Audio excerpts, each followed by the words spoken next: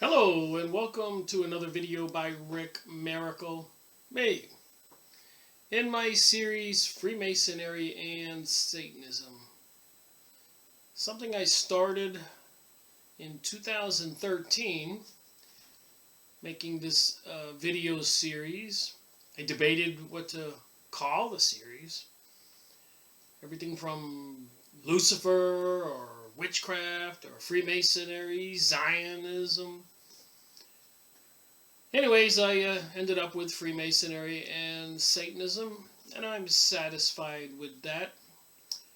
I think it's all connected with all the secret societies, the goings-on in the world, the New Age, the New World Order, and all the seemingly insanity, or maybe I should say the Twilight Zone. It's like we're living in the Twilight Zone.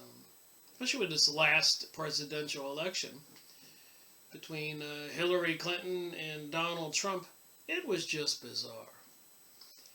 And even at that time, they were trying to erect the archway of Palmyra, the archway of Baal, the Arch of Baal. It's just an archway that you could walk through. Apparently some kind of, I don't know, portal to another dimension. And Baal is the Satan, the devil. One in London and one in New York. It was an uproar all over the country. Some people who have a little intellect could see what was going on, while the masses of people saw this big archway and probably thought it was cool, but really didn't have an idea what it was. So what is the reality of the world between God and Jesus and other religions and the Satanism, the Luciferian doctrine, secret doctrine by Helena Blavatsky, Morals and Dogma by Albert Pike, Zionism and the Talmud, the Midrash, the Zohar, all these books into the Kabbalah? What is the truth? So anyways, I made a video recently, yesterday, on this book, the Encyclopedia of the Occult, and I thought I was going to get the topic of magic in one video, but I did not. So today I shall continue with this book and do part 2 and finish up the couple pages in this book, like 5 pages, but pretty big pages, on magic. You can see how much I highlighted.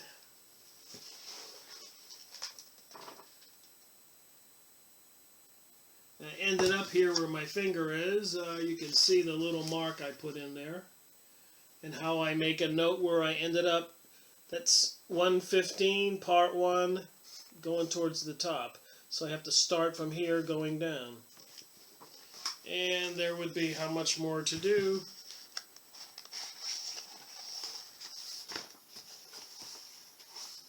The next page is kind of interesting. It has a full page and this chart.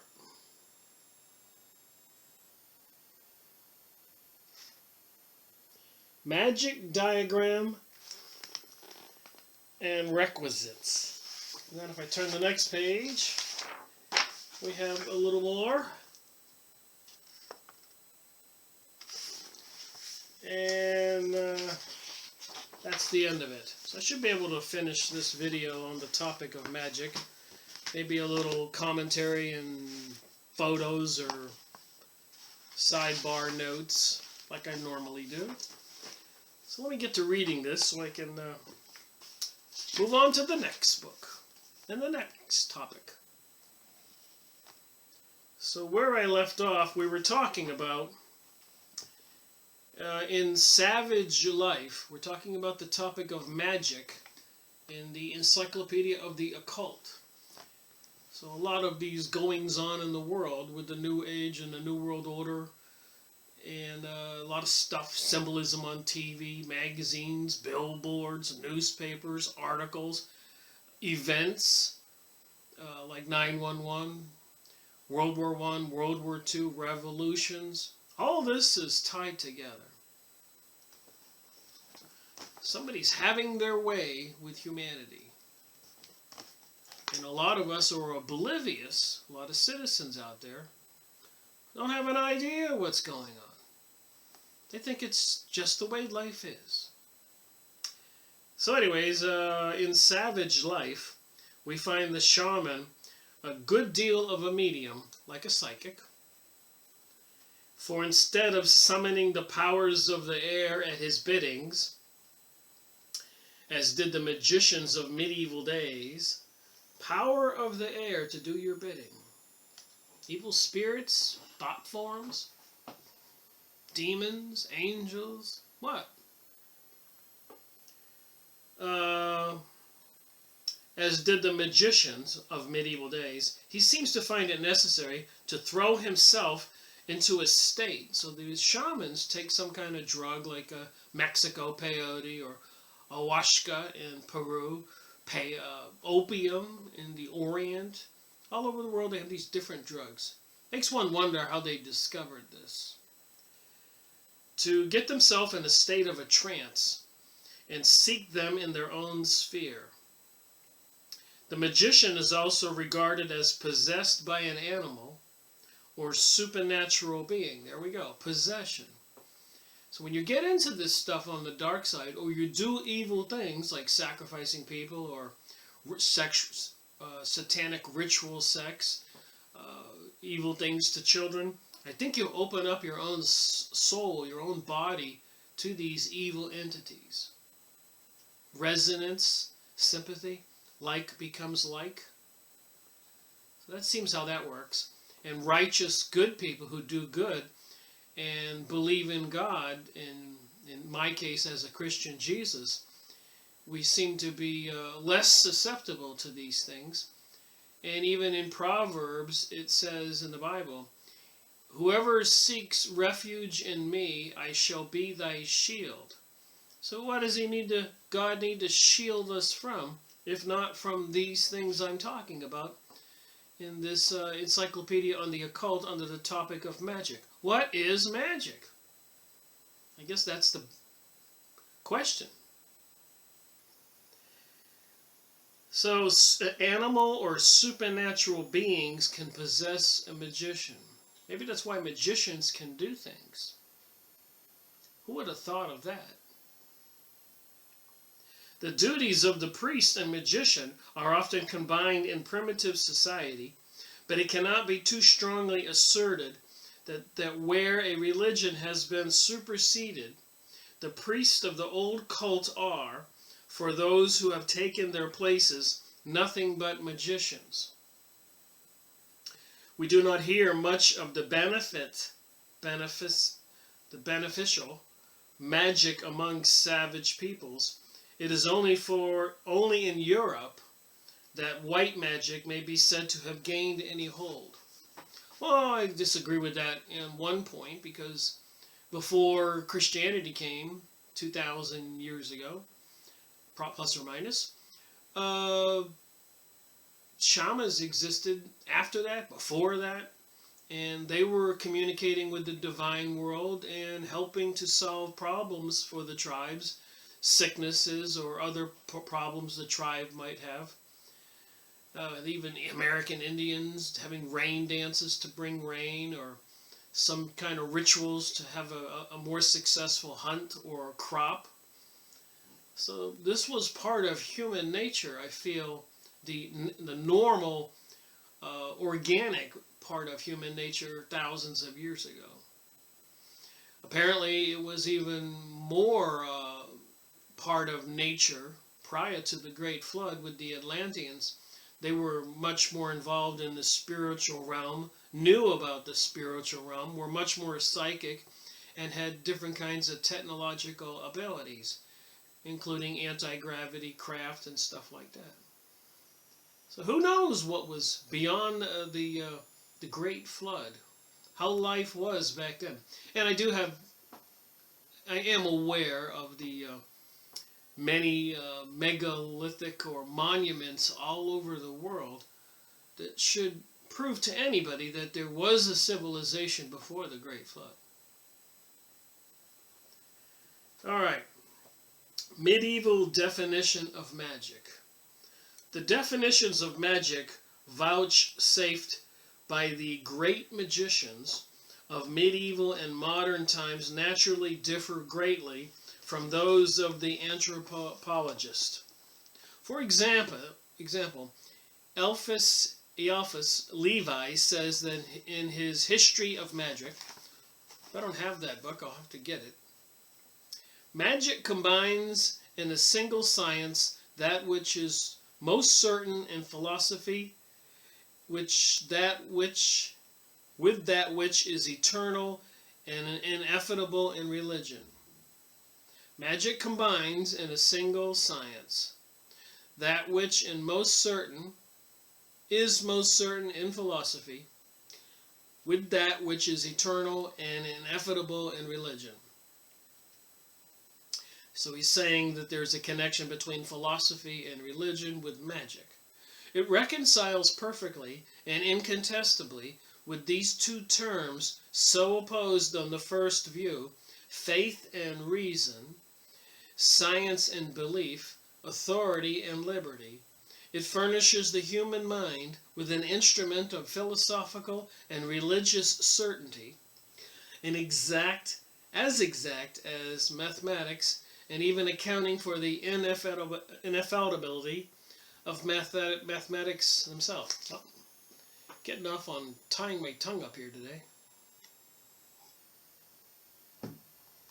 Trying to read somebody else's writing. There is an incontestable truth, and there is an infallible method of knowing that truth. While those who attain this knowledge and adopt it as a rule of life can endow their life with a sovereign power, which can make them masters of all inferior things. So I suppose if you knew how to know the future, know other things, what lottery tickets might be, the winner number, you might have a lot of power over other people and forces. Of wandering spirits, masters of inferior things, masters of wandering spirits, or in other words, arbiters and kings of the world. Ha ha! What do you suppose kings and leaders and pharaohs and Caesars, all of those people in the past, what did they know that the citizens under them didn't know, the peasants, the little people? Were there some watchers, angelic beings, or some kind of alien beings, as I'm watching on a video today?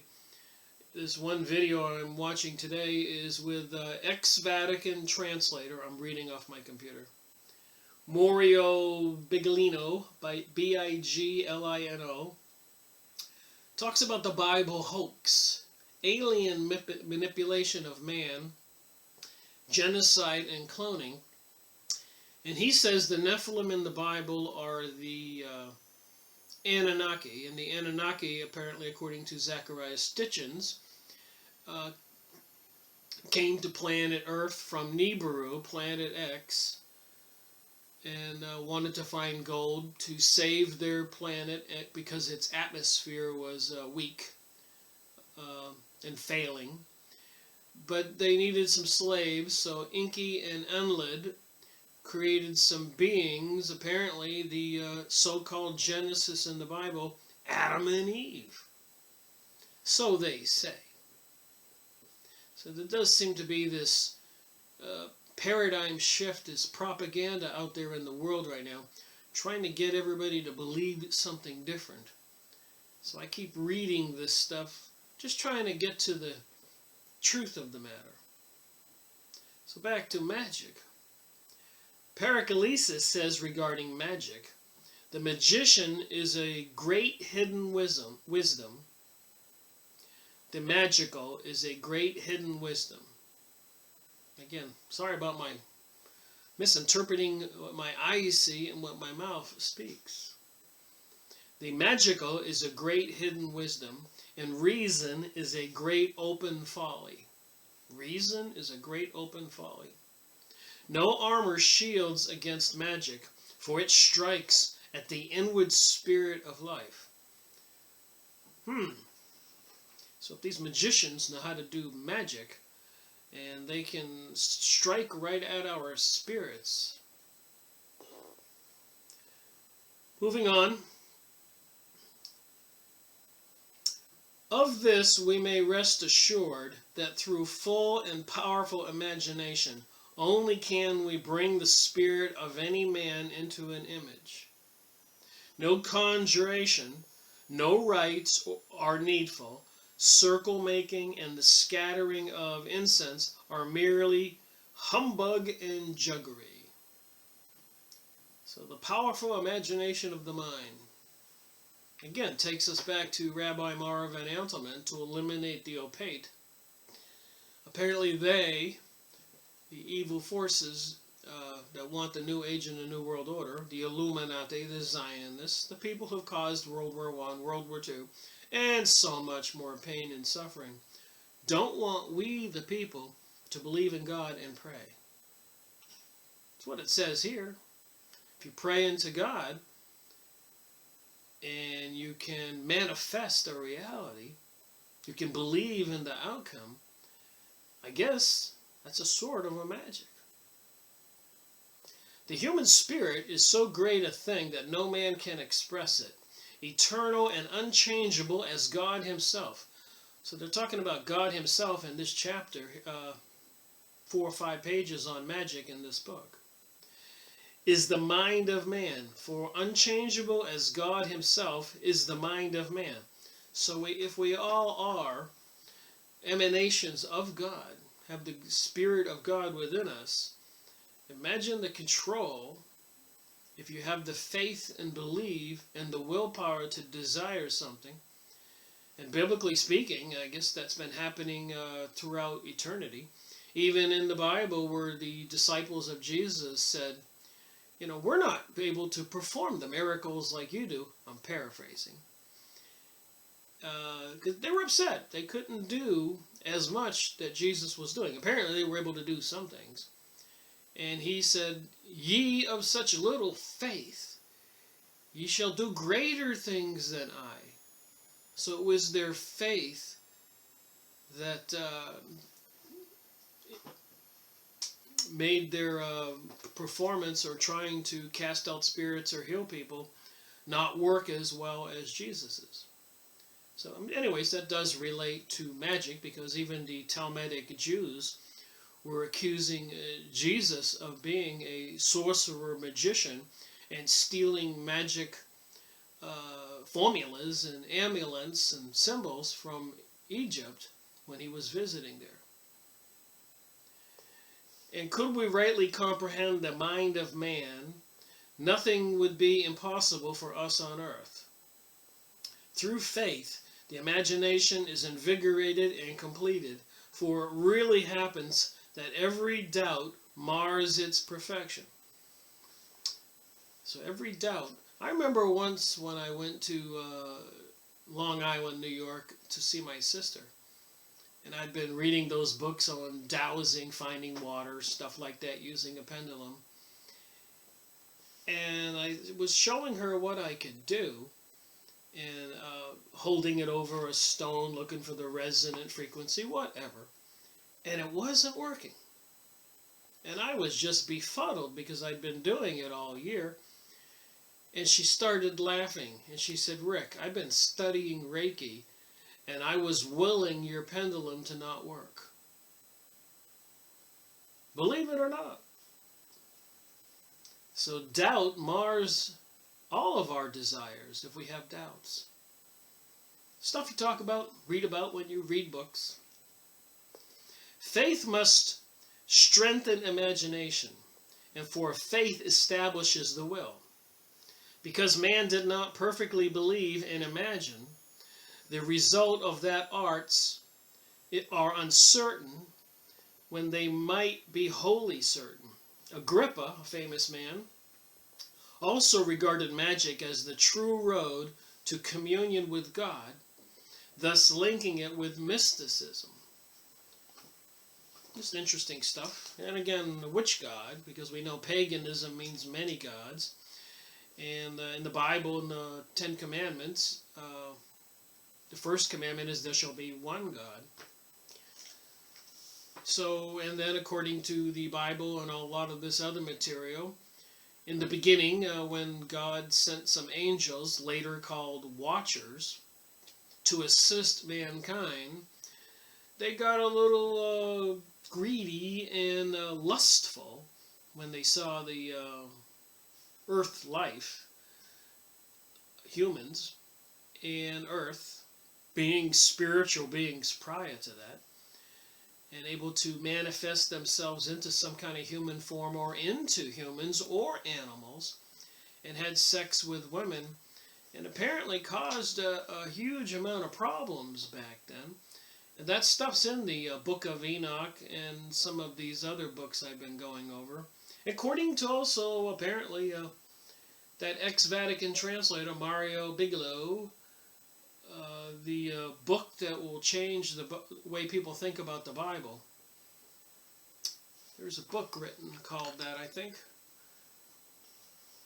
The book that will change the way you think about the Bible by Muriel Bigelow, Maurobiglino, which I'm not convinced that he's being sincere, but I'm not convinced that he's fabricating it.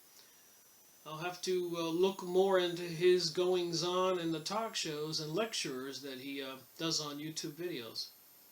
Supposedly he translates the Hebrew text and other documents in the Vatican vaults and is coming up with a new interpretation of history. So what do these watchers and angels and all that have to do with magic? That's a question. Modern magic. With the death of Agrippa in 1535, the old school of magicians may be said to have ended. But that is not to say that the traditions of magic were not handed on to others who were equally capable of preserving them. So 500 years ago, this stuff was serious business. And of course, thousands of years in our history, this stuff is documented. Different types of magic. So what is it? Is it just that people are able to, with their mind and other kinds of formulas like Zoroastrianism or what's that other cult with numbers and shapes and triangles? I'll think of it.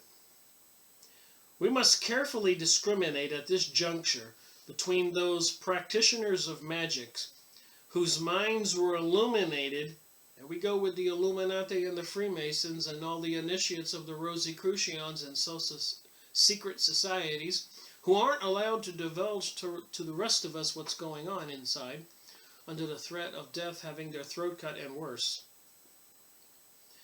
Okay, so those practitioners of magics whose minds were illuminated by a high mystical ideal and persons of doubtful occult position, like the Comte de Saint-Germain and others.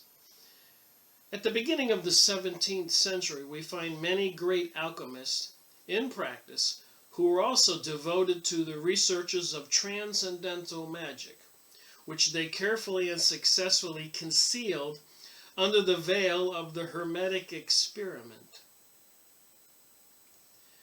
There were Michael Meyer, Comte, Robert Flood. I've got some of the books by these people.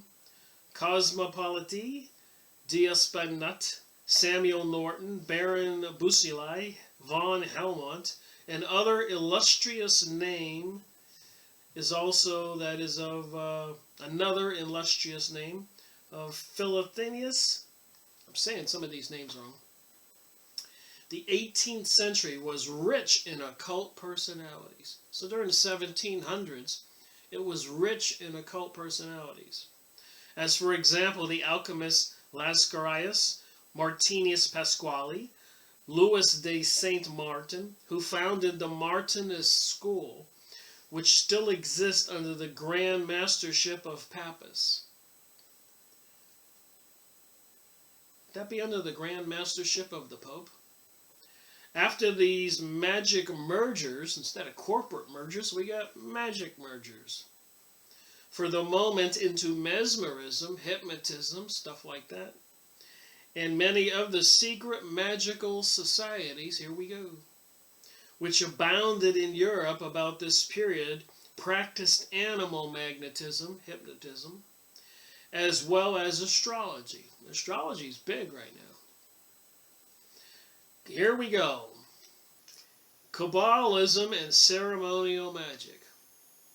So apparently the historic history of the Jews, their culture was based on the Kabbalah. According to the Encyclopedia Judaica, where I made a bunch of videos, 5 or 6 videos ago, you can look them up. But here it's mentioning Kabbalism and ceremonial magic. So just imagine this. If these people want to be the aristocrats, dominate society, enslave the population, and they are using magic along with all these new technologies like CERN, the collider, opening up portals to other dimensions, apparently having advanced space technologies, UFOs, creating hybrid beings, maybe involved with gray aliens, reptilians. What is there going on that the rest of us don't know about? That's why I make all these videos on some very eclectic topics, different topics. Because maybe if you put all that up here, it'll all come up with the answer. Put the information into the brain computer. So Kabbalism and ceremonial magic, and Kabbalism is the culture for a good portion of the Jews worldwide in the past. And they caused a lot of problems, being forcibly removed from many countries, accused of Jewish ritual murders and other activities, which I've gone over in past videos and I will go over again. Not that I want to be bashing any Jewish people, because a lot of Jewish people are not aware of this, and it's not only Jewish people who are into these occults. But I want to prevent, if I can, all of us to see and wake up and prevent this new age and new world order, microchipping the people, depopulating the planet, enslaving the people, creating a horrible state of affairs on Earth, I suspect. Like the movies Hunger Games I keep mentioning. Indeed, mesmerism, powerfully influenced by the mystic life, and in the time of the chief protagonist and the mesmerist of the first era, are in direct line with the Martinists and the mystical magicians of the late 18th century. And there was one thing I saw on the one of the videos I watched, but the government is seriously into mind control, and with the TV, radio, and all kinds of other things, school systems. Let me see if I can find that document. Now, if this weren't true, why would I have found this on the computer? Designing for behavioral change. Our goal is to explain human nature clearly and map those insights into the emerging opportunities of technology. Welcome to the lab. The Sanford Persuasive Technology Lab creates insight in how computing products, from websites to mobile phone software, can be designed to change what people believe and what they do.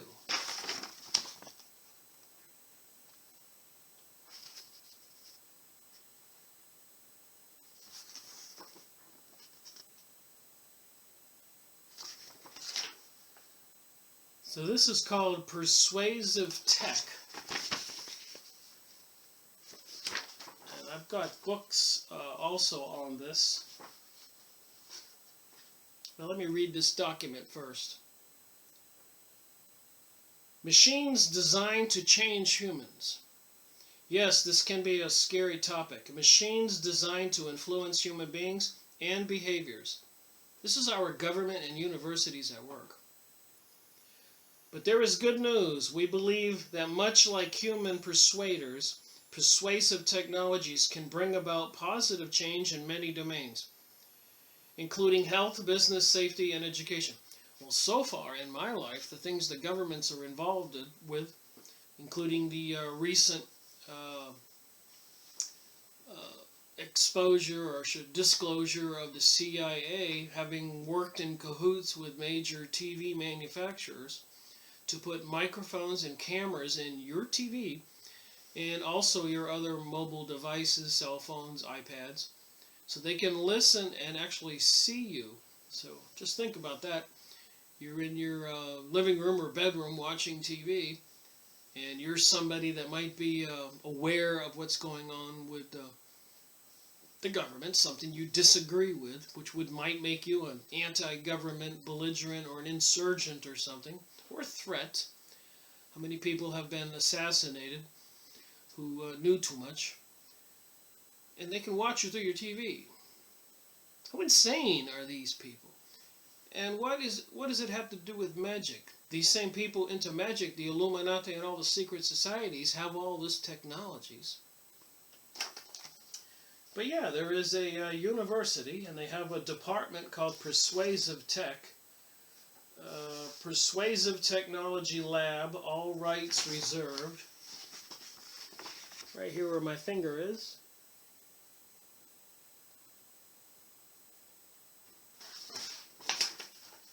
And it says behavior design, behavior wizard, mobile health, psychology on Facebook, peace innovation, human behavior, mobile persuasion, design for impact, teaching, and then they have engaged designers and inventionists, teachers and trainers, prospective students, researchers, sponsors, and press. I was watching a video and got this little chart here, fog behavioral model.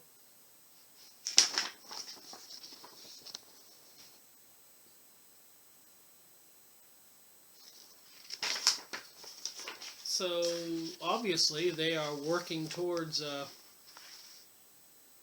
mind controlling us. Everybody probably has had their credit cards replaced with those little microchips. But I'm just saying, the devious nature of the world we live in right now, with all the things coming out about the CIA and pedophilia, Pizzagate, and manipulated elections and planning for sustainability, biodiversity, pouring chemicals in the sky. And even scientists are on TV right now, and government officials are gaining evidence that they are sky spraying, dumping chemicals. They call it aerosol injection. And even though they have all the clear evidence of the world, and you can go watch this on regular TV now, the government and the people who control the puppet masters are just completely ignoring we the people, and apparently nothing can be done about it. Let me look at one other book. Apparently I acquired this book, I haven't read it yet. But this guy is the expert, or was, I don't know if he's still alive, Edward Bernays. This is the guy that's probably responsible, according to a friend of mine, for aspartame in our drinks. But propaganda, only through that active energy of the intelligent few can the public at large become aware of and act upon new ideas. Propaganda bears the same relation to education as to business or politics. Presidential candidates may be drafted in response to overwhelming popular demand. So these people are looking for people who are popular to have as a candidate to sway the public. Propaganda, get this book. Anyways, apparently this guy was one of the initiators of propaganda in the news and how to mind control people and sway public opinion and deceive us all. Just saying, I'm reading about magic, and this seems like magic and its abilities, the scope of it is exploding. Back to the book. All right, indeed, mysticism and magnetism are one and the same thing. That's why I'm saying magnetism and mesmerism is related to the propaganda, TV and radio and all that. That's magic. They have these things that come up at you like this and explode and come back. And TV programming with people saying words, here's persuasion. And they'll have in a sentence an explanation of something and continuing that on with an assumption of something. So you're sitting there watching it and you're doubting the explanation, but then they add the assumption that maybe some government organization verified, and you go back because your mind is not paying attention. You'll believe it. Then the next day down at the grocery store at the deli, you sit there standing there in line talking to people, mentioning this material as if it's true, and that has happened to me. And I was standing in line listening to these people talking. I had seen what they saw on TV, and I said, oh my, these people are believing what they're hearing and what they're seeing. They're walking zombies. I say that just so maybe some people will wake up and wake up other people. So indeed, mysticism and magnetism are one and the same thing in a person's sense, in the persons of some of these occultists. The most celebrated of which were Kazat Guanero, trying to say the name right, Comte Ronsky de Ponte, Heliquin, Comte de Orchos, and Baron Gubenstuben, and a list of the initiates, here we go, known to us Eliphas Levi, all of which see. So I'm going to have to look up this Eliphas Levi. That black magic and sorcery are still practiced is a well-known fact. It says it in this book. Which requires no amplification in this place. So what I'm saying when I keep talking about the TV and the current events and the things they used to create World War I, World War II, and the mesmerization they did with 911, who wasn't in a trance? And went along and never suspected that people behind our own government were involved. Israel, Mossad, white vans, people arrested, Mossad or Israel agents or citizens. It's come out, Webster Tarpley, Synthetic Terror, so many other books. I've gone over them. Go on YouTube, watch the videos. It was a mass mind control thing. It's another form of magic. So it says here. Alright, here we go. That black magic and sorcery are still practiced is a well-known fact, which requires no amplification in this place. Alright, see devil worship. I guess they want you to go look that up. Maybe I'll look that up in this book and do another video later. I've got so many part 2s to make on all the part 1s I made in the last 10 videos. It's going to keep me busy for months. But what of the higher magic which has, at least in modern times, attracted so many gifted minds? We cannot say that the true line of magical adepts ended with Levi. Magical adepts, new candidates recruited, ended with Levi, as at no time in the world's history are these known to the vulgar. So, right now, at this particular time in history, the vulgar, the people who we would not want to know how to do magic, are probably the ones who are learning magic more than anybody else.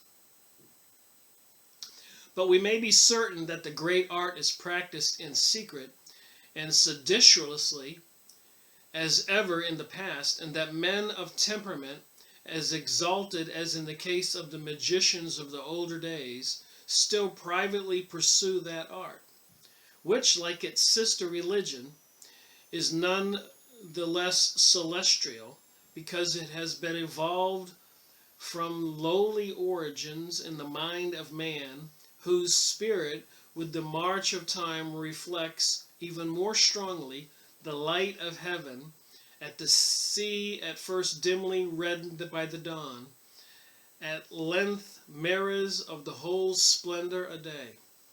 Well, that was a complicated sentence. So they got a bunch of other words here. It says to reference also Abraham the Jew, black magic, ceremonial magic, Egypt, magic darts, magic diagrams, magical instruments, magical numbers, magical union of Cologne, magical vestments, magical medieval magic. So they got something called magical darts. These other different magic topics here. Instead of magic, it's magic darts, or magic squares, or magic diagrams. The Laplanders, who passed at one time for the great magicians, were said to launch lead darts about a finger length against an absent enemy, believing that the magic darts were sending grievous pains and maladies. So they would imagine with their mind with a lead dart about that long, throwing it into the air, imagining their enemy, invisible, wasn't there, but it was an image of him in their mind there. And apparently it caused some kind of affliction. Again, we're getting back to sympathy and resonance, thought forms. We've got books about this. We got a lot to go over, thought forms. I got many books on these topics. Edgar Casey, going into a trance, accessing some kind of records in the ether, the atmosphere in heaven, knowing everything about everybody, about history. We have to make another video on this. Alright, magic squares, see Abraham the Jew, so I'll have to look that up. Magic diagrams, these were geometrical designs representing the mysteries of deity and creation, therefore supposed to be of special virtue in rites of evocation or conjuring. The chief of these were the triangle. Wow, we've seen the triangle even on a lot of the Hollywood stars and TV programming and advertisements. They're everywhere. The symbol for the rainbow gay agenda. The chief of these were the triangle, the double triangle. That would be the six-pointed star on the Israeli flag. It was on the King Solomon's ring that he could call forth demons. Forming a six-pointed star known as the sign or seal of Solomon. Just like I said, King Solomon. The temple in Israel, they're working on rebuilding right now, the temple of King Solomon, King Solomon's temple, involving the Freemasons and other secret societies. Why? You think there's a connection? You think? The tetragram, the four-pointed star, formed by the interlacement of two pillars and the pentagram and a five-pointed star? Well, you know me, when I read stuff like these triangles and double triangles and tetragrams and five-pointed stars, I gotta go look it up. And I keep talking about the Yahoo image site. So here it shows you the Yahoo image search results up here by my finger. So there is a Yahoo image site, as you can see here. A fantastic resource for research. All you do is put in anything. Moloch, M-O-L-O-C-H, Zoroaster, Sepharith, devil, anything that you can imagine. Yahoo has a photo collection of that topic, and when you click on the photo, it blows up, of course, but it also gives you the link where that photo came from, that website or page. But look at some of this stuff. When we looked up just pentagram on the top here, right where my finger is. So tetragram. When you look at some of these symbols, Jewish symbols, amulets, satanic symbols.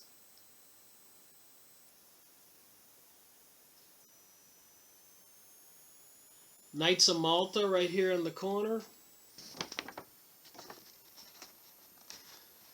On the Israeli flag, the six-pointed star.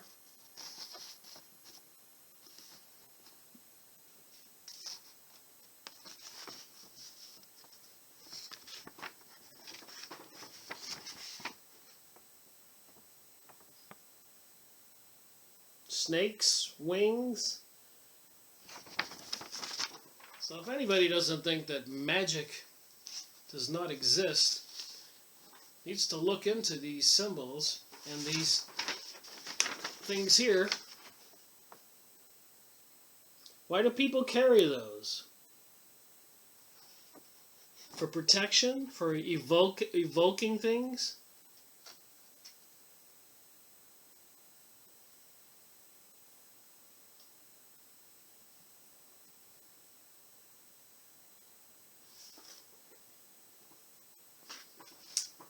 It's just amazing what you can do if you just go look it up.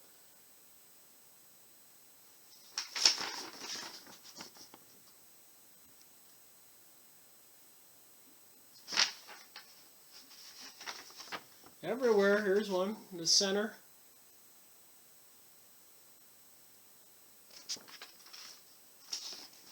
I guess there's a big market for these magical amulets and symbolisms. Why did they design the Pentagon in a magical shape?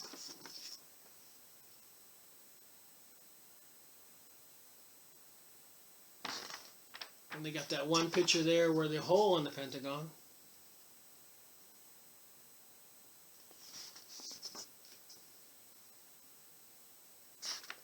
So what kind of magic ritual was going on 911? Do you think something? The date 911? The two pillars? Building number 7, which wasn't hit by a plane? Alright, back to the book. It just mentioned these different symbols, so I thought I'd look them up. These signs were traced on paper or parchment, or engraved on metals and glass, and consecrated to their various uses by special rites. Think about it. You see these things on TV programs, on people's tattoos on their bodies, t-shirts. The triangle was based on the idea of Trinity as found in all things in deity, time, and creation. The triangle was generally traced on the ground with a magic sword or rod, as in circles of evocation, where the triangle was drawn within it according to the position of the magician at its point or base, so the spirits were conjured from heaven or hell. Spirits conjured from heaven or hell.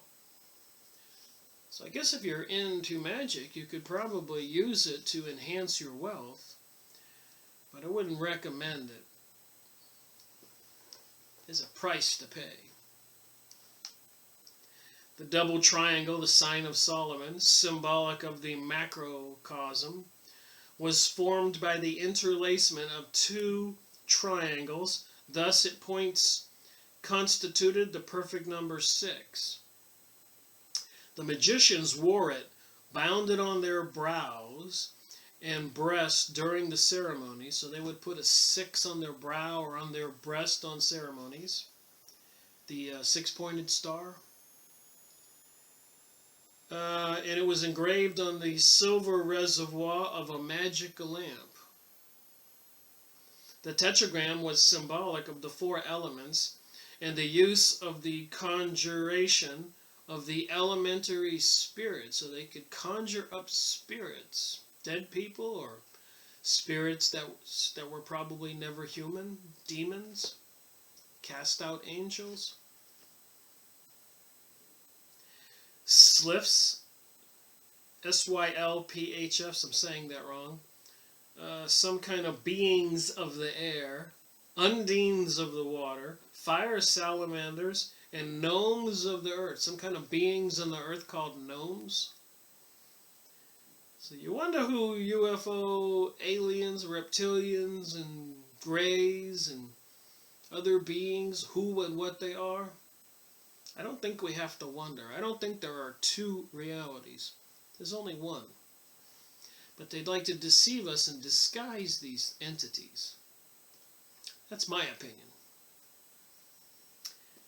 Alright, in alchemy it represented the magical elements salt, sulfur, mercury, and azoth. In mystic philosophy, the ideas spirit, matter, motion, and rest. In hieroglyphics, the man, eagle, lion, and bull. So we've seen the Egyptian hieroglyphics. They certainly have the man, eagle, lion, and bull. Let's look at that for a moment. Remember, in the Talmud, the Hebrews, the Jews, accuse Jesus of stealing magic or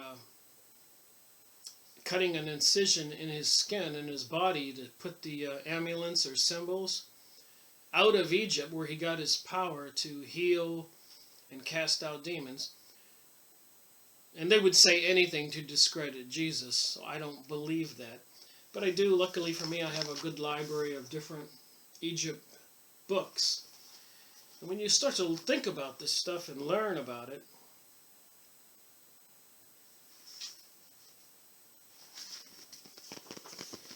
and we can see the eye, the beings with the dog head, the bird head, the seemingly like lion head over to my finger side, and then the hieroglyphics above.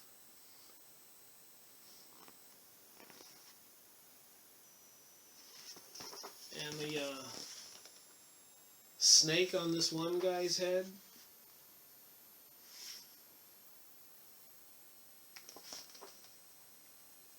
And it says here under the description, the gold plate etched in the center with the magic eye. Here we go with magic.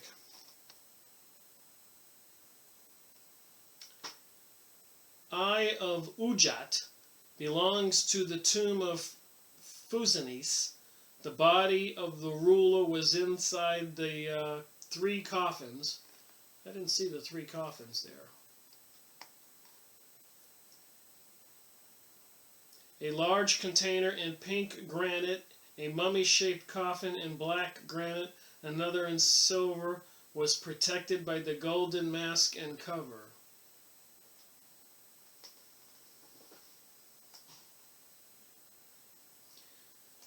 So I was looking for the, you can see the serpent on this picture here, on the head. Looks like a serpent and a bird up there.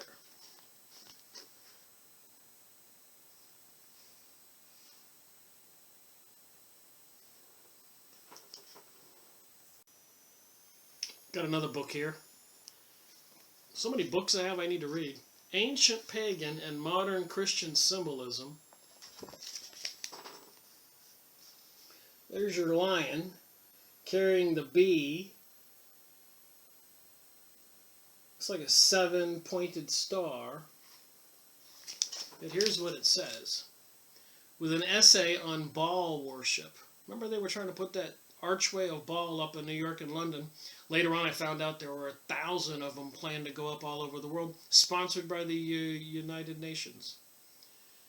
So Baal worship and the Assyrian sacred grove and other allied symbols.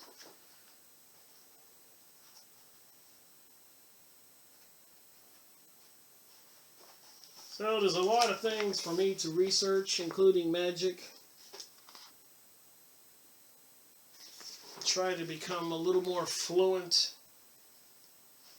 in my explanation of things. Why does the Pope wear a headdress like that?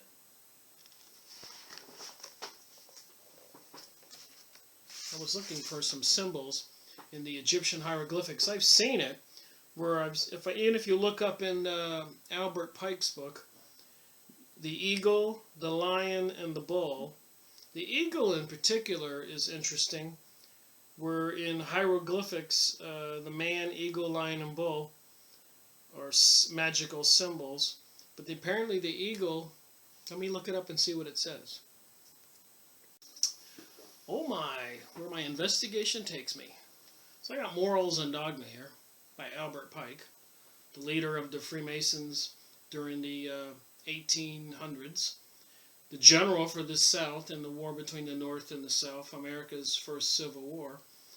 Apparently they're planning on Civil War number 2, between the progressives and the liberals and the conservatives and the God-fearing people. The battle has been going on for a long time, and it's still continuing. So I'm reading under magic here. In alchemy, it represented the magical elements of salt, sulfur, mercury, and azoth. In mystic philosophy, the ideas, spirit, matter, and motion, and rest. In hieroglyphics, it was man, eagle, lion, and bull. And we're talking about these symbols for the 4 elements, or the tetragram was symbolic, and the gnomes of the earth, the double triangle. So in just looking up the eagle in this book, I'm just going to read a little bit from one page, just to give us an idea here of how this all connects. There is an astonishing coincidence, page 461, Albert Pike's book, between the characteristics assigned to Jacob to his sons and those of the signs of the zodiac. Remember, the zodiac's mentioned here in magic, astrology, or the planets that have a domicile in these signs. The lion Leo is the device of Judah, and Jacob compares him to that animal whose constellation is in the heavens, is the domicile of the sun, the lion of the tribe of Judah. So I'm thinking on the last video, I looked at this, and we can see Jacob apparently is 6th in line down from Adam and Eve. And he is the father of the different tribes of Judaism. And these names are mentioned here, Judah, where my hand is, right above my thing there. And this is in Albert Pike's book here. So that would be Leo the lion is the device of Judah. Jacob compares him to the animal whose constellation is in heaven, the domicile of the sun, the lion of the tribe of Judah, on whose grip when that of the apprentice of the fellow craft. Of Aquarius in the winter solstice. Remember, the witchcraft holidays are on equinoxes and solstices. And if you go look up those holidays, you're going to find out some very evil images and web pages. Winter solstices and the Cancer of the vernal equinox have not succeeded in raising him. Raising him, listen to this. Is this magic? Kuram was lifted out of the grave. Raising some being from the grave. Ephraim, on whose sign appears the celestial bull, Ephraim. Here's Ephraim. That would be under Joseph and Benjamin. These are the 12 tribes of Israel. And according to some other material, apparently Jacob is from the lineage of Adam and Eve, and some other characters along the way I wrote down. But apparently Adam and Eve, according to some of these people reinterpreting biblical text, they were created by the Anunnaki, also known as the Nephilim, by Enki and Enlil. So anyways, this is all weird that it connects. Ephraim, on whose ensign appears the celestial bull. Jacob compares to the auk. Dan bearing on his device the scorpion. So here's Dan on the 12 tribes of Israel. He compares to the Crestus, or the horned serpent. Oh my. synonymous with the astrological language of the vulture or the pouncing eagle. I'm finding all these things written in magic here. Which bird is often substituted for the flag of Dan, so here's Dan again, in place of the venomous scorpion on the account of the terror which that reptile inspired, and the symbol of Typhoon and his malign influences, therefore with the eagle, and its paranathion, that is rising and setting at the same time with it, was naturally used in its stead. There's more I could read here, and I will be doing more out of these books with a firmer foundation of knowledge in my head as I keep digging about this stuff. The connections are crazy.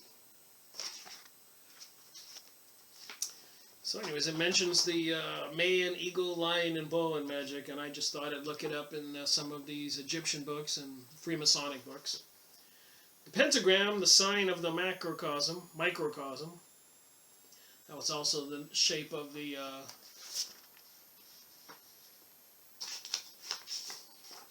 pentagon.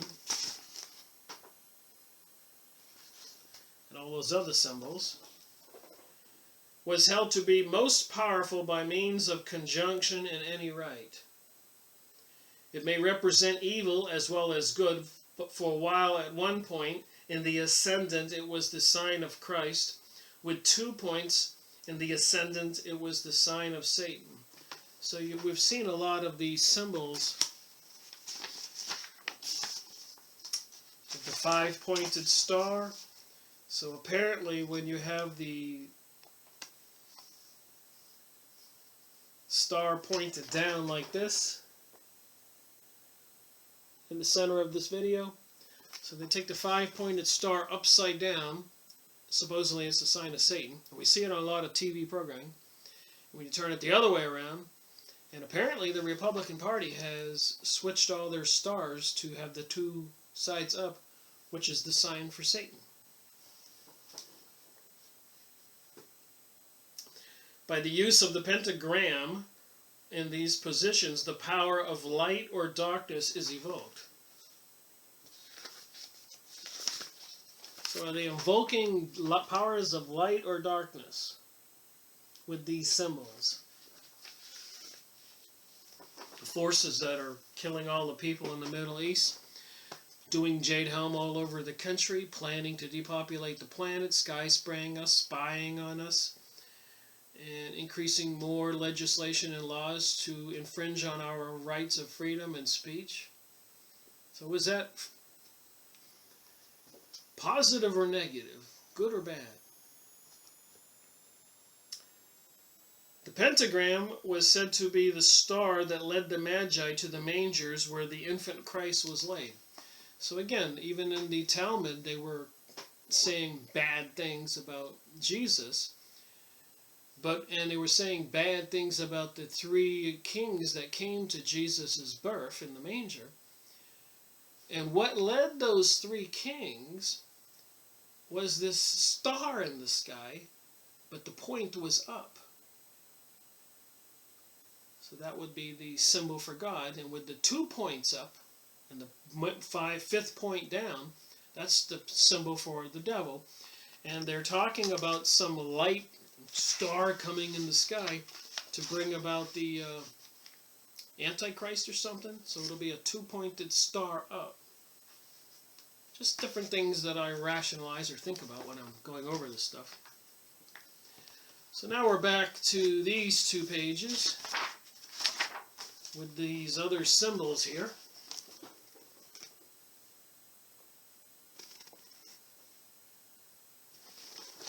Try to finish this video up on the topic of magic. I got this 1 page and 1 more page. Alright, only what I highlighted here, not everything. You can get the book and buy it. I'm not trying to do an audiobook. I go over the materials on all these books to try to show that there's a connection between everything and what it all means as far as I can discern. We all need to pray to God that we get discernment so that we can understand what we're reading. The names of the 5 genii, here they're mentioning genies, were breathed above it, and then the sign was placed successfully at the north, south, and east and west and center of the astronomical cross, pronounced the letters in sacred tetragram and various Kabbalistic names. Here we go again. We've been going over the Kabbalah out of the Encyclopedia Judaica. I keep saying it's magic, and a lot of the Kabbalists over the thousands of years have been accused of sorcery, witchcraft. It was believed to be of great efficacy in terrifying phantoms, bringing about phantoms, if engraved upon glass, and the magicians traced it on their doorsteps to prevent evil spirits from entering and the good from departing. This symbol has been used by all secret and occult societies by the Rosicrucians.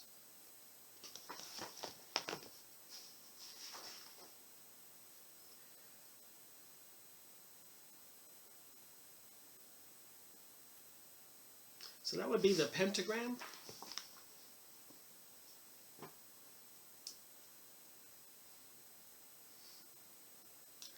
So the pentagram, this symbol has been used by all the secret and occult societies by the Rosicrucians. Here we go. Some people told me the Rosicrucians are not part of this. Here it's in the book. The Illuminati, it's in the book. In this book it says Illuminati. People don't want to believe.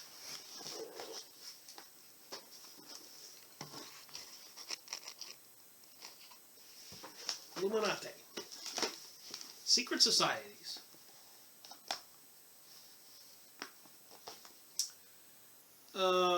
Down to the Freemasons of today. It says Freemasons. Modern occultists translate the meaning of the pentagram as symbolic of the human soul and its relationship to God. The symbol is placed at one point in the ascendant. This point represents the Great Spirit of God. The line drawn from there to the left-hand angle at base is the descent of spirit into matter in its lowest form. So when you're born, the spirit enters your body. Your body is made of matter. When it ascends to the right-hand angle, typifying matter at its highest form, the brain of man. From there, a line is drawn across the figure to left angle, representing man's development in the intellect and progress in material civilization. The point of danger from which all nations have fallen into moral corruption, signified by the descent of the line to right angle at base. But the soul of man, being derived from God, cannot remain at this point, but must struggle upward, as is symbolized by the line reaching to the apex, God, whence it issued. All right, we've got another topic here called magical instruments and accessories.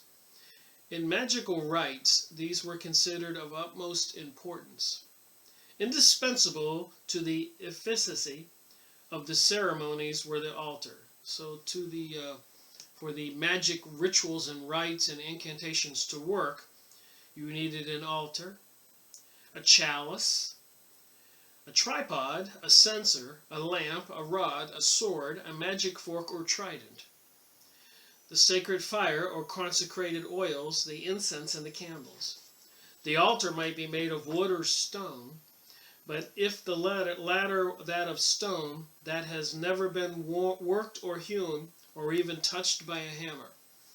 So if you're going to use a stone as an altar, it can never have been messed with.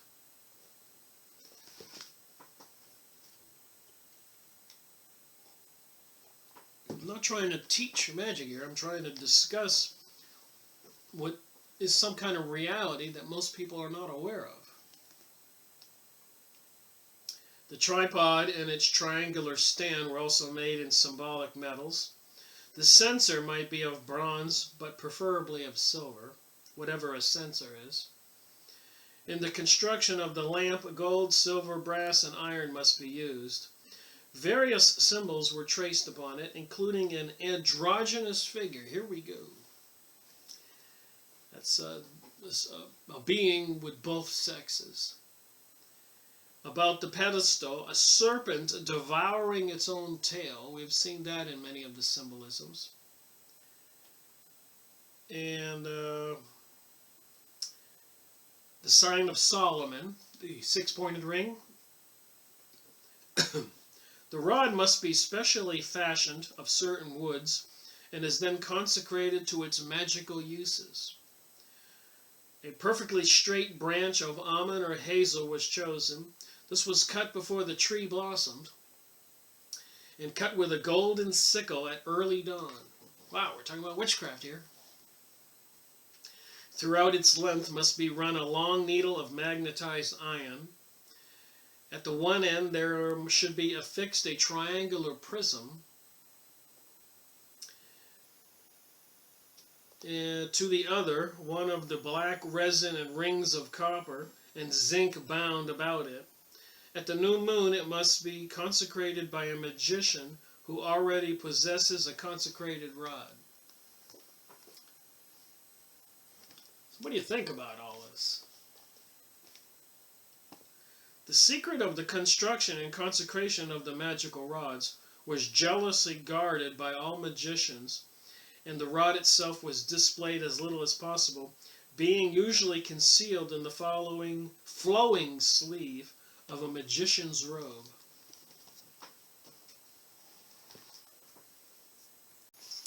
All right, we're almost done with this. Magical instruments and accessories. Again, I'm not trying to teach magic. Just thought a little awareness of things. You know, they got that movie series, Harry Potter, out. You think they're desensitizing or preparing some of the young people for some eventual future New Age, New World Order?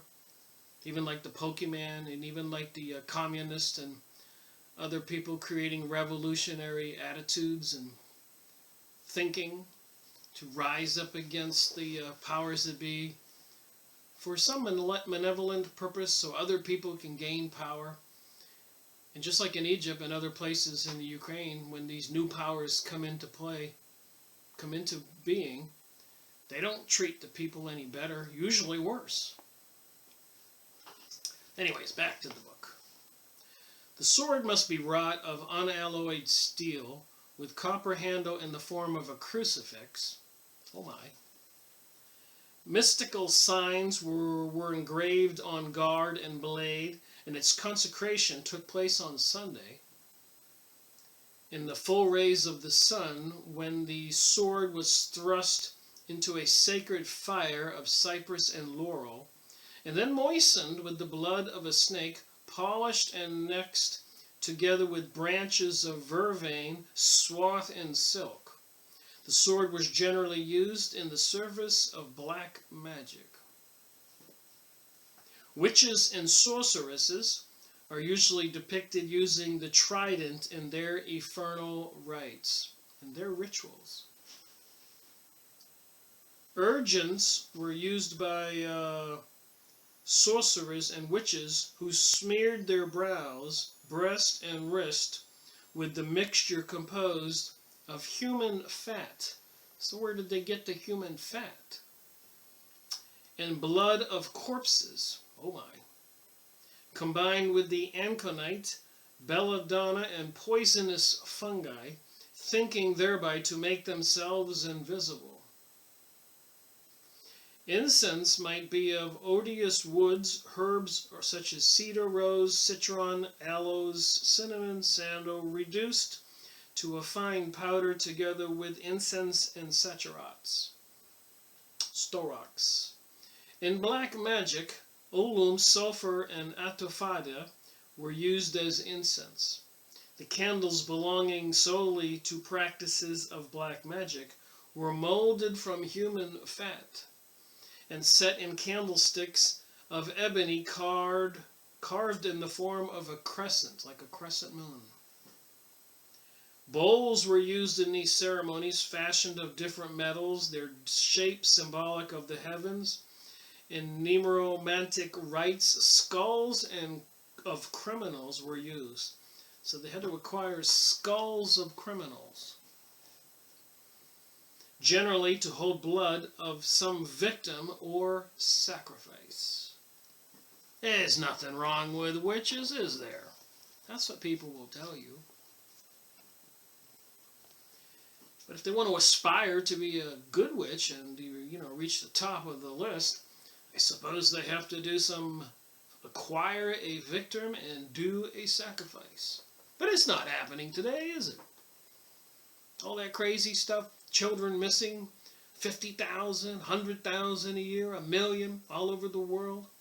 They're not doing that. Graveyards found with little dead bodies. It's not happening. Right. Some people will tell you, and I've had people tell me, Rick, ignorance is bliss. I don't want to know.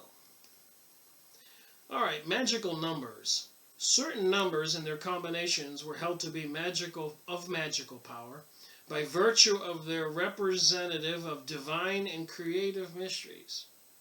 The doctrine of Pythagoras, that's that name I was trying to think up earlier. Pythagoras furnished the basis for much of this belief. That Pythagoreanism is another magical use of numbers, like 911, 666, and others. By virtue of their representation of divine and creative mysteries. The doctrines of Pythagoras furnished the basis of much of this belief. So this was a man his name was Pythagoras. According to his theory, numbers are contained the elements of all things, of the nature and spiritual worlds and of the sciences. To the Pythagoras, 1 represents unity, therefore God. 2 was duality, the devil. So when people say world is all duality, they're talking about the devil. That's what it says here. 4 was sacred and holy, the number of which they swore their most solemn oaths. 5 was the symbol of marriage. And I'm not trying to say all this is true, I'm just saying what's in this book. And, there's something more going on in our world, and it might behoove us to just wake up to some basic facts. And when you see symbols on TV or other posters or billboards or this or that, you'll recognize it. You'll go, wait a minute, why is that movie star doing this?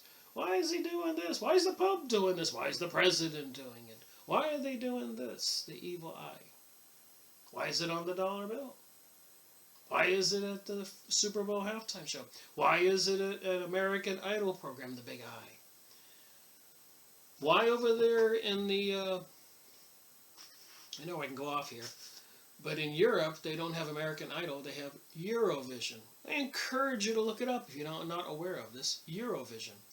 In 2014, the winner was Conchita Wurst.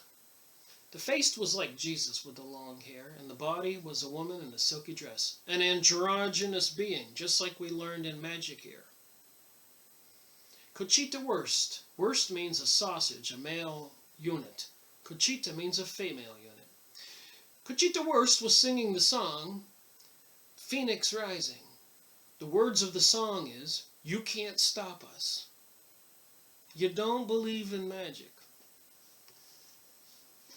I know some people are aware. But go look up the 2014 Eurovision contest and see who won Conchita Wurst. Look at the event, look at the symbols, look at the song. Scratch your head and say, something's not right here. And I don't think it's part of God's plan what that was all about. Somebody else's down below.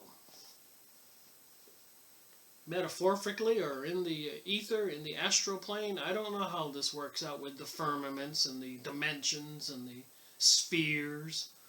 There's a lot of stuff out there to learn and study if you're into that.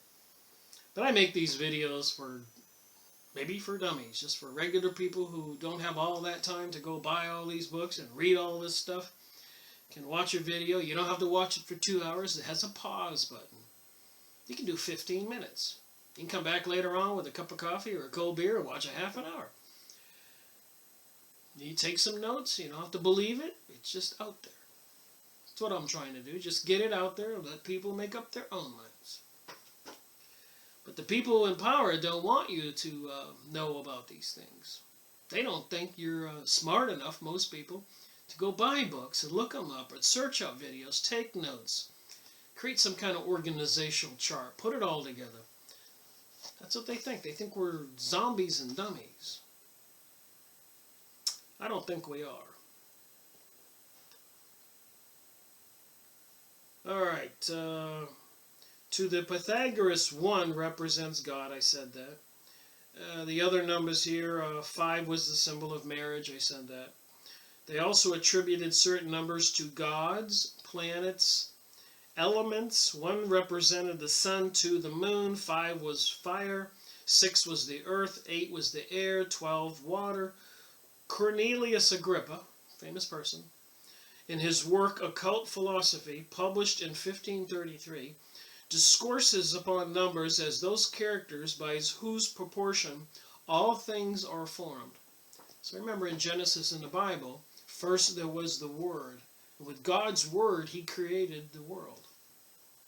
So everything is number. We're all different DNA designs and different composed of different kinds of materials, and generally guided by our DNA, some kind of coded string, software code or something. Intelligent design, that's what they say. So what is the God world? What is that spirit world that God is the leader of? And apparently a lot of angels were cast out who rebelled against the God's powers and are taking out their vengeances, it seems, on humans.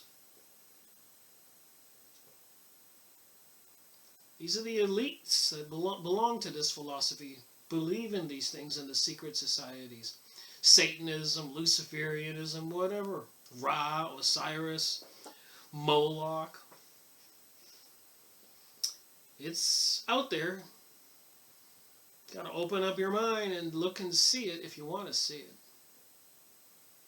So anyways, Cornelius Agrippa, he enumerates the virtues of numerals as displayed in nature, inducing the herb kokophio, which by the power of the number 5 exorcises devils. The power of the number 5 exorcises devils, alloys fever, and forms an antidote to poisons. Wow. Also the virtue of 7, as in the power of the 7th son to cure the king's evil. 1 was the origin and common measure of all things. It is indivisible and cannot be multiplied. In the universe there is one God, one supreme intelligence. It's here under magic. I keep telling people, I keep finding out the truths no matter where I go look for it. But a lot of people don't believe there's a God, don't believe they even have a soul. I've had people tell me, Rick, when I die, I'm just dead. Nothing else. In the surreal world, one sun, one potent instrument, the agency of the elementary world, the philosopher's stone, one chief member in the human world, the heart, and one sovereign prince in the netherworld. Here it says there is a netherworld. I pointed down a few moments ago. And that would be a sovereign prince is called Lucifer. And if you don't believe me, it's here. I got to hold the book up. That last sentence.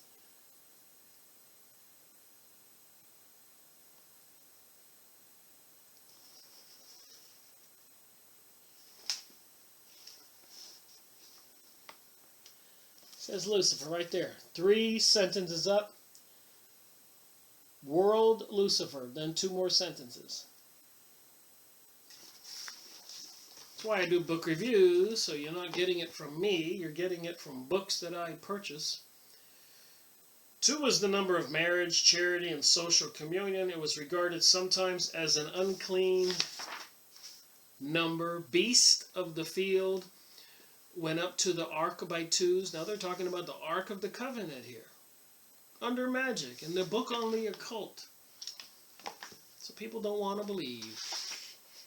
Anyways, here's some magic diagrams and requisites. Triangles, circles, pentagrams, six-pointed stars, which is on the flag of the Israel. These other little symbols, which are the Knights of Malta, squares, circles, knives, magical symbols, magic diagrams and requisites. There's the 7-point in the video of this video. In the middle of this video is the six-pointed star. The two triangles, one up, one down. The triangle and the circle with the squares, the Knights of Malta, the upside down stars here, the sign of Satan, upside down star, sign of Satan, and the sign of Malta right here. You can see that when the Queen is on TV or something, or pictures of her, she has a sign of Malta, the Queen of England. Alright, we only have this much more to go, and I will have finished up the topic of magic in this book. 3 has a mysterious value as shown in time's trinity, past, present, and future, and that of space, length, breadth, and thickness, and in the 3 heavenly virtues, faith, hope, and charity, and in the 3 worlds of man, brain, the intellect, heart, and celestial, and the body elemental. 4 signifies solidarity and foundation. There are 4 seasons, 4 elements, 4 cardinal points, north, south, east, west. 4 evangelists. 5, as it divides 10, the sum of all numbers, is also the number of justice. There are 5 seasons, the stigmata, 5 senses, sorry. Been reading for a while. 5 senses. Alright, where was I? The stigmata, the wounds of Christ were 5. The name of the deity, the pentagram, is composed of 5 letters. Satan, S-A-T-A-N, is 5. It is also the protection against beasts of prey. 6 is a sign of creation because the world was completed in 6 days. So under magic in this book, it's agreeing with the Bible. Things you find. It is the perfect number because it alone, by addition by its half, its third, and its sixth reforms itself. It also represents servitude by reason of the divine injunction, 6 days shalt thou labor. Remember, the 4th commandment is thou shalt observe the Sabbath, take the 7th day off. Of the 10 commandments, so apparently it's important. But how many of us do that in our busy days in this modern world? Not many, not me. Okay, 7 is a miraculous number consisting of 1 unity and 6 sign of perfection. It represents life because it contains body consisting of 4 elements and spirit, flesh, bone, humor, and soul made up of the 3 elements, passion, desire, and reason. The 7th day was that on which God rested from his work of creation. 8th represents justice and fullness. Divided, its halves are equal. 2 divided is still even. So remember, this is about magical numbers. In the beatitude, 8 is the number of those mentioned, peacemakers, those who strive after righteousness, the meek, the persecuted, the pure, the merciful, the poor in spirit, and they that mourn. 9 is the number of the muses and of the moving spheres. 10 is completeness because one cannot count beyond it except by combinations formed with other numbers. In the ancient mystery, 10 days of initiation was prescribed. So if you were going to join any school in the mysteries, magic, 10 days of initiation were prescribed. In 10 found evident signs of divine principle. 11 is the number of the commandments. I thought there were 10 commandments. While 12 is the number of signs of the zodiac, of the apostles, and of the tribes of Israel, and the gates of Jerusalem. So you don't think all this New Age and New World Order has anything to do with Jerusalem and the tribes of Israel? And Israel is becoming, if it hasn't already gone there, the biggest wealth owner of the planet. The people that belong to it, including the Rothschilds, Illuminati, and secret societies. All these people into these secret societies and occult are using and abusing the rest of us. That's my opinion. So I thought we'd look into magic here and see what it's all about. See if it helps us have any sense about our reality. So I got a little bit more here to go. In magical rites, numbers played a great part. The instruments, vestments, and ornaments must be duplicated. The power of the number of 3 is found in the magic triangle, and in the 3 prongs of the trident and fork, and in the 3-fold repetitions of the names of conjurers. So when conjurers are conjuring something up, apparently they do the incantation 3 times. 7 was also a great influence, the 7 days of the week, each representing the period most suitable for certain evocations, and those corresponding to the 7 magical works. So 911, was that a special day? 9 subtract 2 is 7. 9 plus 2 is 11, and 11 added together is 2. It's all magical purposes. Anyways, 7 magical works. Works of light and riches. Certain evocations, and these correspond to the 7 magical works. 1. Works of light and riches. 2. Works of divination and mystery. 3. Works of skill, science, and eloquence. 4. Works of wrath and chastisement. 5. Works of love. 6. Works of ambition and intrigue. And 7. Works of malediction and death. 7. Alright, now we just got a little more here to go. It says magical union of Cologne. So Cologne, I think, is a city, Cologene. A society stated in the MS of the Rosicrucians at Cologne to have been founded in that city in the year 1115. In the Rosicrucian des Seigneurs Blas Wise, whatever that means, I'm reading German and not knowing what I'm saying. It is stated that the initiates wore a triangle as symbolized power, wisdom, and love. The more exalted orders among them were called magus, and these held the greater mysteries of the fraternity. So let me look at something else here for a second that's interesting, now that I just read that. Looks like my little sun here is beaming at me and causing a little change in my lighting of my camera. Anyways, let me continue.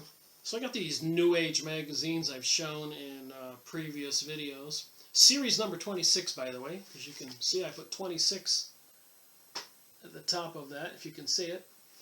But notice the pyramid. This is magical now. Liberty, equality, and fraternity. Do you think they're promoting Christianity? In the back here, it says the entire separation of church and state. Opposition at every attempt to appropriate public monies, federal, state, or local, directly or indirectly, for the support of sectarian or private institutions. They are immensely, the Catholic Church and the Freemasons have been at each other for hundreds of years. They are anti-Christian, and the symbols are on the magazine. It's called the New Age. Connecting the dots is so easy looking at this one document. I've made videos, series number 26. I think I made about 5 or 6 videos. But remember 911 with the two towers? Look at the two pillars here.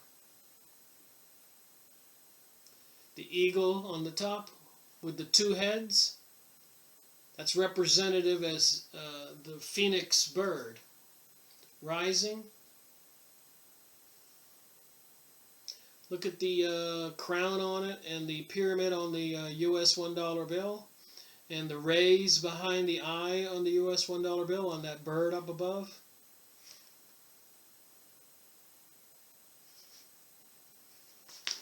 I got a bunch of these. Just thought, pointing this out. The two columns, the New Age magazine, the symbolism. They have lodges all over the world, every city. Masonry at work. These are these secret societies that bring us our political leaders and people in power. This is where they are mentored and tutored and observed and selected if they are found out to be of the right character. When I mean the right character, they need to be the wrong character. They have to have a propensity for doing the evil thing. But again, you know, the evil people think that the right people are wrong. I know this sounds crazy. But in the end times, up is supposed to be down, and down is supposed to be up. Good is supposed to be bad, and bad is supposed to be good. So I guess it all makes sense.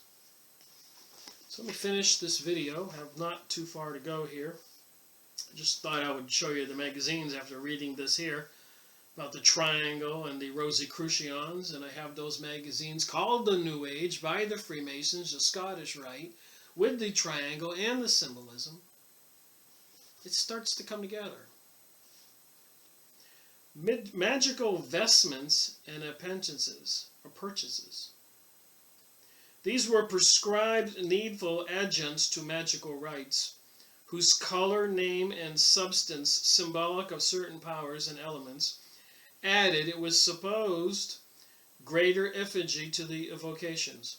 So the vestments, I guess the clothes and the colors and all that, where you design yourself, the emeralds, precious stones, they would enhance the power of the evocations, the magical rituals. I'm going to have to look this up because the next word's important. Abraham the Jew, a magician of the Middle Ages, prescribed a tunic of white linen. So you need these special clothes, with upper robe of scarlet and a girdle of white silk, a crown or fillet of silk, and gold was to be worn on the head, and the perfumes cast on the fire might be incense, aloes, storax, cedar, citron, or rose. According to other authorities on the subject, it was advisable to vary color of robe and employ certain jewels and other accessories according to the symbolism of the end desired. A magician of the 19th century, Eliphas, E-L-I-P-H-A-S, Levi, gives a detailed description of ritual from which of the following is taken. Listen to this. I'm going to look up Levi, and I'm going to look up Abraham the Jew and get a little more information on them. And continue on with my Encyclopedia Judaica on Kabbalism.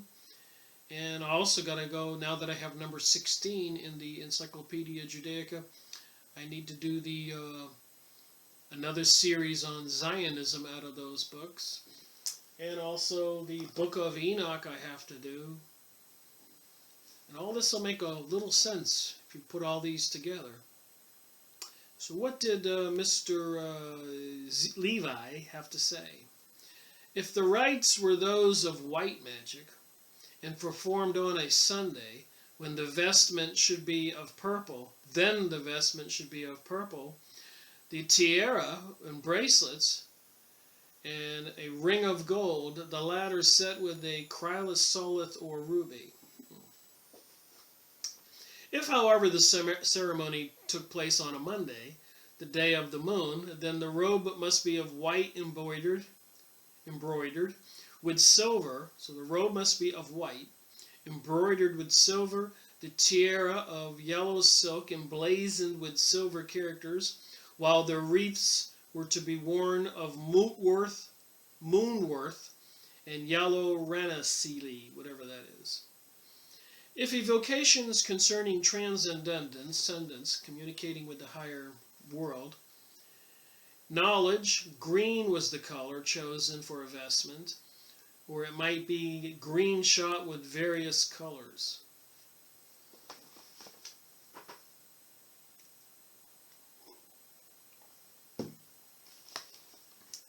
For operations connected with religious and political matters, the magician, here we go, religious or political matters. The magician don a robe of scarlet and bind on his brow a brass tablet inscribed with various characters. His ring must be studded with an emerald or sapphire, and he must burn for incense balm, ambergris, grain, or paradise, and saffron. For garlands and wreaths, oak, poplar, fig, and pomegranate leaves should be entwined. So I guess if you're into witchcraft and politics, there's your recipe for winning.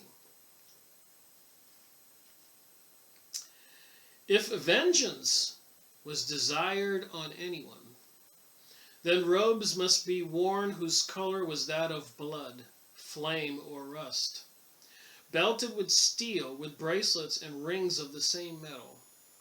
The tiara must be bound with gold, and the wreaths worn of absinthe and rue, to bring misfortune and death on a person. The vestment must be black, and the neck encircled with lead.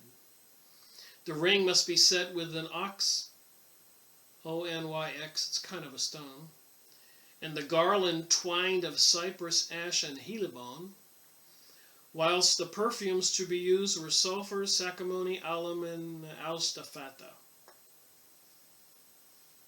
Is this insane? Is this real? What do we know about our world? Why do they have secret societies, lodges, and temples everywhere? Try to go into the temple of the Mormon church. If you're not a member, you can't get in, according to what I've studied and read.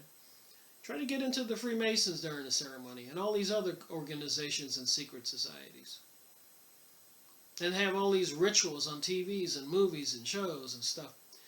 These false flags and incidences in Oklahoma City bombing building with children, a daycare center inside the building. Don't you think it was a child sacrifice? For purposes of black magic, a seamless and sleeveless robe of black was donned, while on the head was worn a laden cap inscribed with the signs of the moon, Venus, and Saturn. The wreaths were vervain and cypress, and the perfumes burned were aloes, camphor, and storax. So there you did. I exhausted the topic of magic on this book, because I keep talking about the occult and all these other books, and the symbolisms we see in daily life on TV and movies, and the propaganda and the lies and the deception. I thought it just might behoove us to wake up, behoove me to observe and learn some of these things. So maybe when I am watching a program or something on TV, or something going on with a ceremony in our downtown city square where they have that big obelisk, which is a phallic symbol, and other symbols, you can walk around your downtown and see the gargoyles and the dragons and the symbols on the buildings. We might all be able to see reality for what it is. And apparently that's important for the evolution of our souls, is to wake up.